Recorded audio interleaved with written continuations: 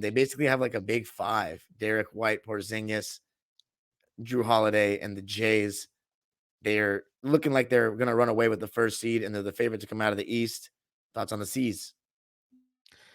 I think everything you're saying is right, but there's a lot of with the Utah Jazz when the Goldberg, Donovan Mitchell, Utah Jazz, right? We used to say, yeah, that record is nice and all, but you guys ain't doing anything in the playoffs. With the Celtics, we expect them to do damage in the playoffs. Don't get me wrong, even make the finals. But there's that hurdle that we don't expect them to get over for whatever reason. Um, I have to stop saying But the Celtics, for some reason, that's just what it is with us. We know who you have. Jayson Tatum is the lead dog. I've seen people go back and forth whether he's the MVP or not. You know, clearly, Jayson Tatum is an MVP candidate the last 5 years, top 5 minimum. As much criticism as I do have for him, the Paul George type, T-Mac type of passive aggressive attitude, he still is a top 5 guy, minimum MVP candidate season in, season out. He's the difference maker. Jaylen Brown, has he really played that much better or worse? Do you see a difference with him? I think he's about the same as last year. His points per game are down, but I saw that his shot attempts are down. I think that's just a result of having some new, star caliber players on your team. So I think he's been the same. The efficiency's around the same. Derek White looks like anything we've ever said about him is I think played better, unless the last month he's fallen off, but I don't think so. The last I checked, he was. But here's some stuff. I go to NBA.com. Shout out to John Schumann. I have to start just quoting you or citing you because I'm just taking your stuff here off of websites, and I don't care because we're on live, and I like to pass the information along in case you guys don't know. He is an analytics guy from NBA.com. But so the Celtics, they rank 5th in field goal percentage in the paint, 60%. 5th in field goal percentage, but dead last in the shots attempted from the paint, 42%. And of course, they've shot the league average or better from 3-point range.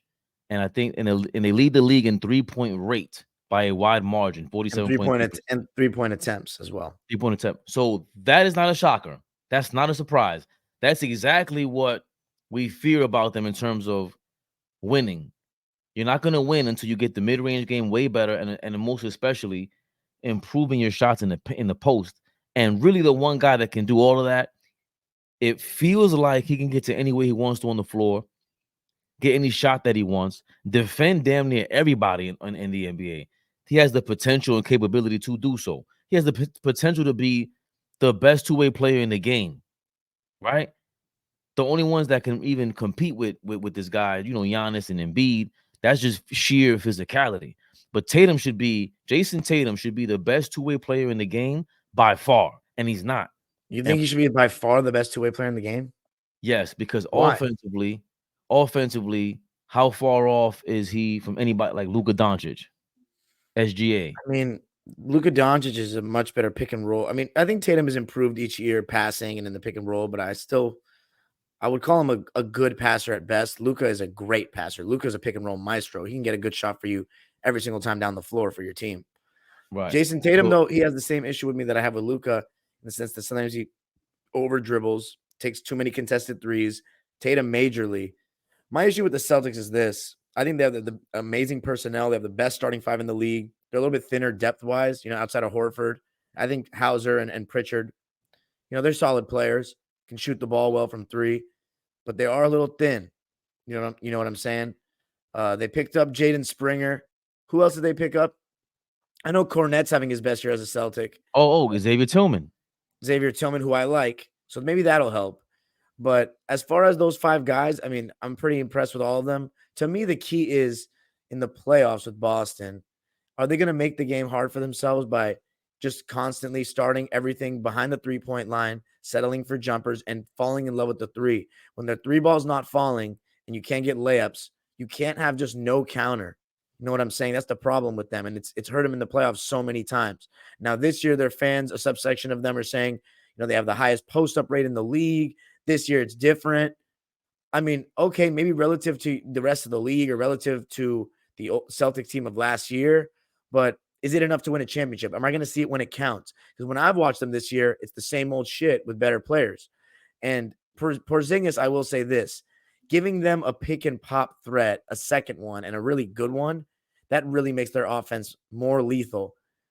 But when teams switch everything, is Porzingis going to be aggressive and dominate in the post? Because this year I've heard he's been better. In the last 2 years, he has been better in that mid post.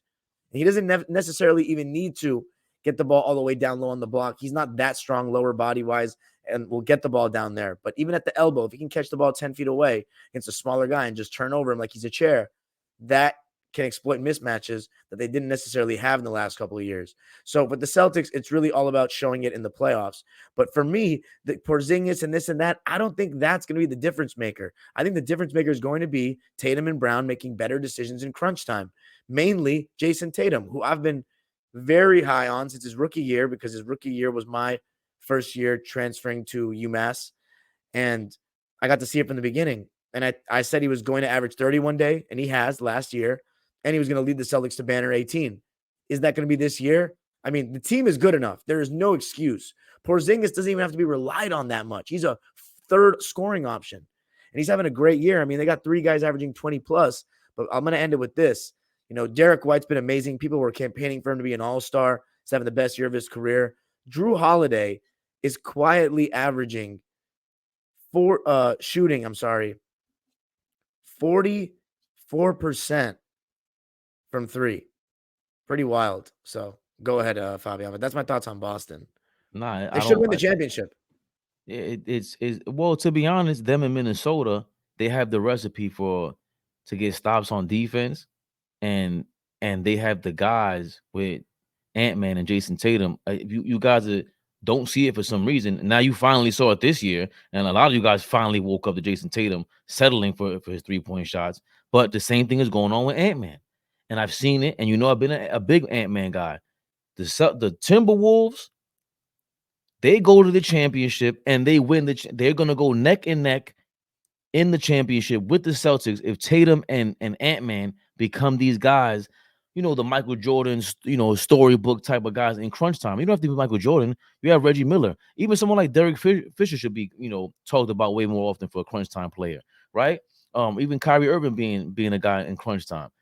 Jayson Tatum hasn't performed that way in the playoffs. I don't care what anybody says. In crunch time, he's not that guy. Even in the regular season, he's not that guy. And the same thing with Ant-Man. Ant-Man did have a great drive and kick to Mike Conley in the corner when they played the Celtics, if I'm not mistaken. But again, he didn't shoot the ball. It was very LeBron-esque.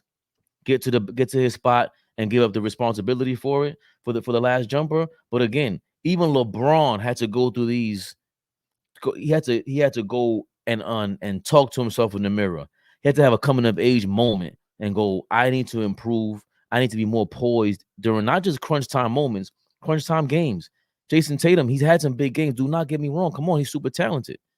But to me, Ant-Man and Jayson Tatum, once they take that leap in crunch time, I think if they do it at the same time this season, they're fighting for the championship. You just ignore every time that Tatum has done well, though, in the clutch in the playoffs and has come up big for his team. No, it's not. It doesn't. I don't remember any Jayson Tatum crunch time game winners, game clinchers. What he made with against Brooklyn, he had that game winning layup to win the game, the first game. Well, yeah, against Kyrie and they was smacking up KD. That was a good one. Don't get me wrong. That was definitely. What about game 6 against the Milwaukee Bucks when this team was down 3-2? It just lost a heartbreaker in game 5, and the dude dropped like 45 in the defending champion's house to keep them alive. Okay, and what about at the end of the game? Was there a crunch time moment? No. The only one we can point to is the one. You're right. The one with What about game 6 last year against the Philadelphia 76ers, where he was about to lose and then he completely took over the game after a terrible performance? Took over the game again. He'll take over the game. He has the games. Yes, he has crunch games, the big time games. He has those, but there's a lot of settling. We cannot ignore this. There's a lot of settling, but it's not. You're right. You're going back on your word. You're going back on your word. No, there's a lot of settling. Jayson Tatum, you exaggerate. I'm not. Call it whatever you want. Call it whatever you want. In crunch time, I don't fully trust Jayson Tatum for whatever reason. That's fair, but that's not the same as he's never come up big in the playoffs. So he always blows all right. He never came up. Okay, cool. But that's not the guy you trust. And then on top of that, who else on the Celtics can you trust? Now No, go to the nobody. Celtics. Everybody's a question mark. And but I think we are also a little harsh on Tatum. He's my age, basically. He's about to be 26 in March. I don't want to hear that. No, the guys that young usually aren't Magic. expected to lead a team to a title. Magic, I don't. you're comparing him to No. these guys? Magic I and ain't Larry look, Bird? That's when you're a top 5 guy and you have that much talent as a perimeter dude. Jayson Tatum is not. He is in that category right now. No, he's in not. that. He's closer to Kevin Durant than he is Magic and Larry Bird. Yo, are you guys crazy? Kevin What? Durant, Jayson Tatum, all these superstar legendary dudes, they're in the same position as Magic, Jordan, Bird, Matt. Who do you think they were in their time? They're not as good as them. Period. You got to stop. They're not as good as them because They're of not. these crunch time moments. You're making my point. Yeah, If but that matters. Jayson Tatum came up way more, and of course we had Tragic Johnson, right? We had Tragic Johnson. After two rings, though. Fine, but we still had a Tragic Johnson. We still had that. Jayson Tatum has had his. Jaylen Brown was just sitting down with Draymond Green and said exactly what we've been saying the last 2 seasons, that they got punked by Draymond. They were shook. What the hell are you doing being scared of anybody, especially when you're a grown man? That forget your age. You got somebody punked you for the championship? Somebody should have clotheslined Draymond if that was the case. Nobody came up with that. Marcus Smart, none of them dudes, all these super talents. I just can't see Michael Jordan being punked, Magic Johnson being punked, Isaiah Thomas being punked. Maybe out physical. Magic might have came up short, and he didn't develop the skill either. He became a 90% free throw shooter, became a better shooter throughout his career. And it's just, for me, once that happens, though, Dime, trust you me, I'll be the first one to recognize it, and I'll be the first one to tell you that I'm scared to death of Jayson Tatum. Because if that happens, forget about it. We're not talking about Joker and these guys being an MVP anymore. If he's clutch like that, it's over. That's really the missing link to his game. I always say this with Tatum. He likes Kobe so much, but he consistently wants to dance at the 3-point line instead of catch the ball in the mid-post, catch the ball at the elbow, back to basket. He's even taller than him. So watch your favorite players' games, man. I don't know what to say. Not just the highlights, but anyway. Is that all we got on Boston? Yeah, man. They're still the favorites. I mean, we're going to talk about them more before the playoffs start, of course. But yeah, we hopped on them way too much about their flaws. I mean, going back to their strengths, I'm sorry. The only top 5 in both offensive and defensive rating. The only team, that's one of like 4 teams in history to do so. If they finish that way, the only other team that didn't make win the finals after being in both categories was the Boston Celtics last year, finishing in top 4 in offensive and defensive rating. And it's primarily because they wet the bed against the Miami Heat.